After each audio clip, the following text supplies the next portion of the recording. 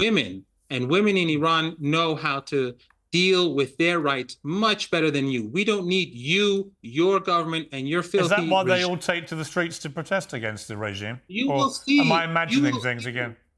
You will see women take to the streets during the funeral, and then I will wonder how are you going to explain that away? Or is it North Korea and how the evil mullahs are forcing people to come to the streets? There's a lot of that. A lot of that. Yeah, I'm sure absolutely that's what you there is. Yeah, when you have a morality police, you get told what your morals should be and how to behave. That's the point of a morality police. Anyway, we've run out of time. We've run down the clock because I've given you more time than I intended to, Professor. Just one final point. You have never been to Iran. No. You know nothing about Iran. But I know many people who have.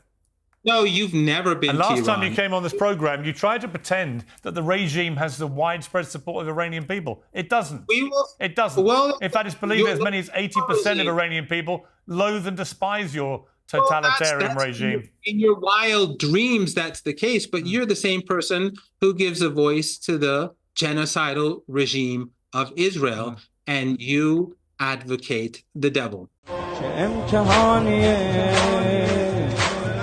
روز روز امتحان آخر الزمانیه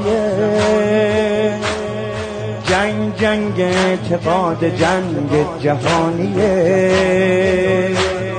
روزگار فتنه های دجال علیه سید خراسانیه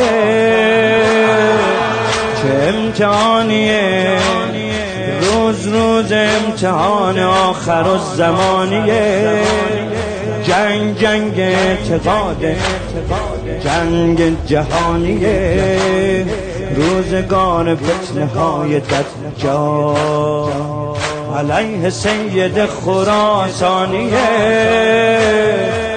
تو این امتحان سخت یکی مثل زبیر و اون یکی زهیر میشه تو این امتحان سخت خوشا به حال اون که عاقبت به خیر میشه ای جوون نترسی اگر زخم ما نمک میخوره چون که با همین فتنه ها دین ما محک میخوره یا علی یا علی یا علی یا علی یا علی یا علی یا علی یا علی یا علی یا